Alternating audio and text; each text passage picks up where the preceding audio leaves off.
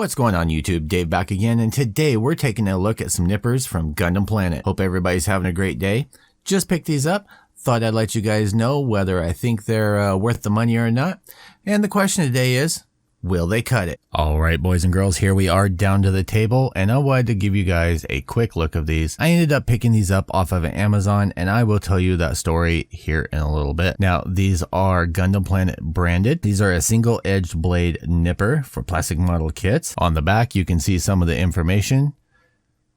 It has the type material it's made of, the hardness of both the handle and the blade, the surface treatment, clear lacquer for anti-rust, and then the Gundam Planet information. Opening it up, you get the nippers. They have a plastic sheath over the tip. You have the laser etched of the Gundam Planet branding and nothing on the other side. Now the question in today's video is, how do they stack up to my regular tools? Both of these are Tamiya Golds, and then I have my God Hands. Now, when I ended up getting these, I do have a nitpick where they ended up saying that they are lacquer coated. I'm not too sure about that.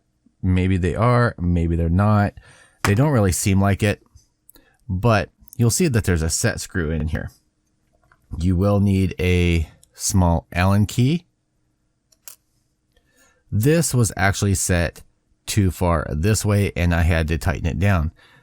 But to do that first, I had to get the glob of glue that was out of there. One suggestion would be, if you're going to do that, don't put a glob of glue in there to try and set the screw or whatever. Just don't do it. I had to pick it out with a needle and a knife, but I finally got it out. What you do want to do is just holding barely together to tighten down that set screw until you start to see daylight through the blades. For this, we'll use the white backing so that you can see.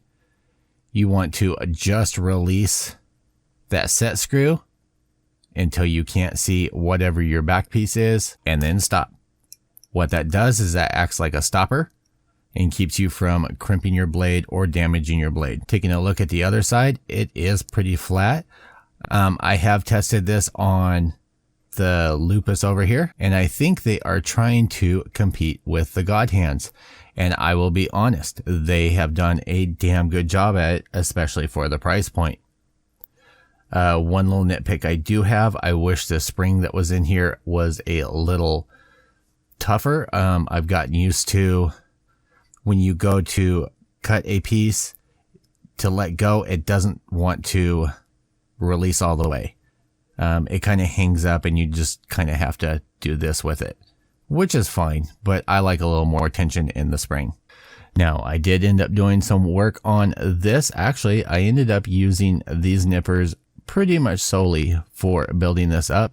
And I have to say, I am very pleased with the outcome of them. Even getting up close and nipping on pieces, even when nipping up and cutting on pieces, you can see it cuts pretty flush.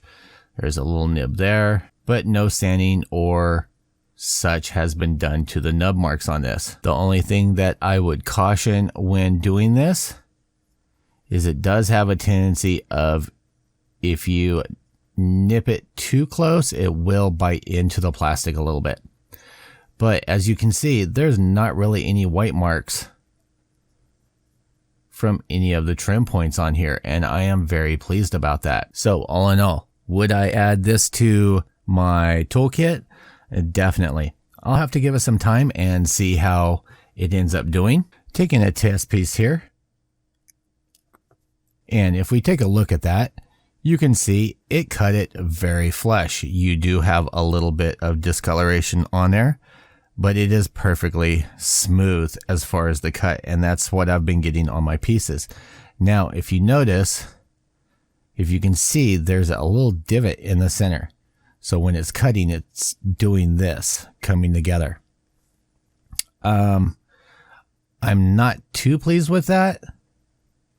Like I said, I've been getting nice and flush pieces, but do not cut this up right up against the piece that you're wanting to do that, or you will end up with little divots and have to clean that up. With this piece here, this was actually done with the God Hand SPN 120s.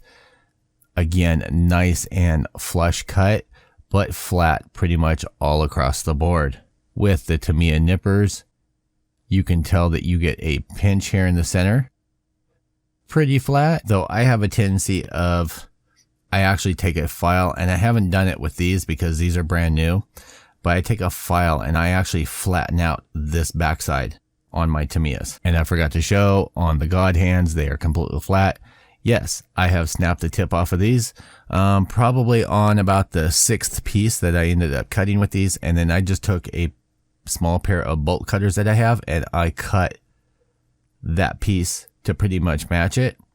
And these have actually been working very well for me since then. It's just that these tips are so brittle.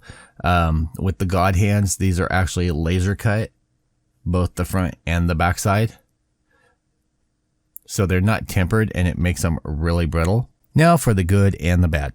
1, I would like to see more tension in the spring.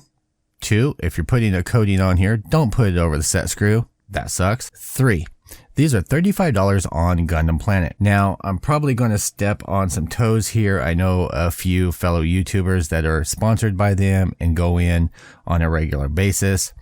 Over the last year and a half or so, I've actually had crap service with Gundam Planet. They don't return emails, and their shipping prices are kind of ridiculous. As of today, actually, just a few minutes ago, I went on Gundam Planet to price these. They're $35, $9.95 for regular air shipping, $11.95 for priority mail shipping, and I think $35 or something like that for priority express. I know for a fact, $4.95, this whole package can go into a small priority mail flat rate, or for $6.95, it can go into a small flat rate box. I'm not sure why they're charging 11 something for the shipping on that. I've had dealings before where I've ordered stuff and just the shipping was outrageous. I've also over time tried contacting them just to verify that they had something in stock, or could they get something for me that I really wanted?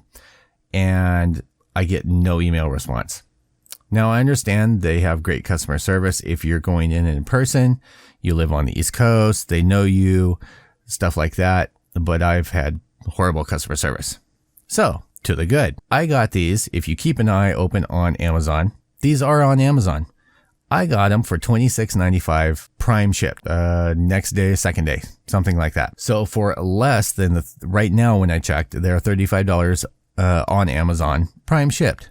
So free shipping and $35. Same price as getting them from the store. But like I said, if you keep your eyes open, you can get them for less, prime shipped. So why wouldn't you? So in that way, it's a great deal. I would definitely recommend on doing that, but not for a total of $35, being $45 after shipping, getting them directly from Gundam Planet.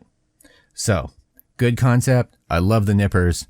So that part is a thumbs up, but as far as ordering from Gundam Planet, that part's a thumbs down. All right, guys, I hope you all enjoyed. Stick around. I'm going to have this guy done here pretty soon, and I'm going through the kits one by one as I showed you. Thanks for sticking around, guys.